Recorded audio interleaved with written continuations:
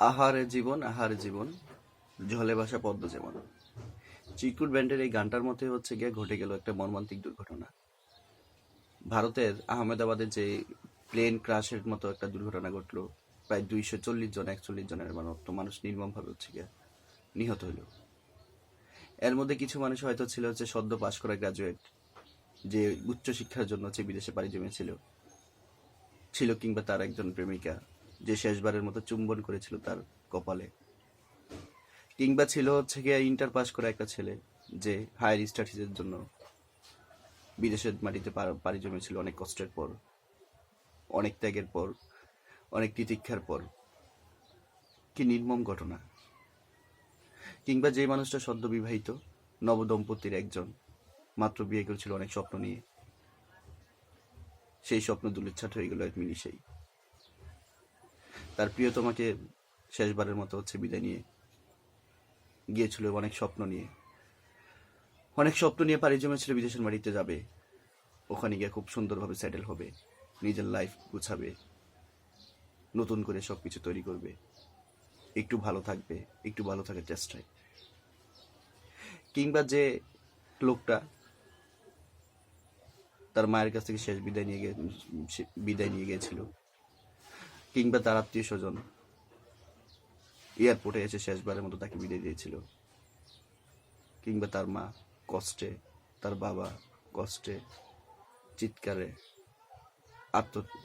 আর্তচিৎকার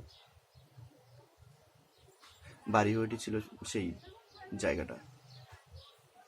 যে graduation complete করার জন্য হচ্ছে গিয়ে এমবিবিএস পড়ছিল যেই স্টুডেন্টগুলা, ডাক্তার হচ্ছিল, সেবা করবে মানুষের স্বপ্ন নিয়ে, ছোটবেলা থেকে স্বপ্ন নিয়ে বড় হয়েছিল, সেই স্বপ্নের হয়তো বাস্তবায়ন পেত, কিংবা যারা বাস্তবায়ন হয়েছিল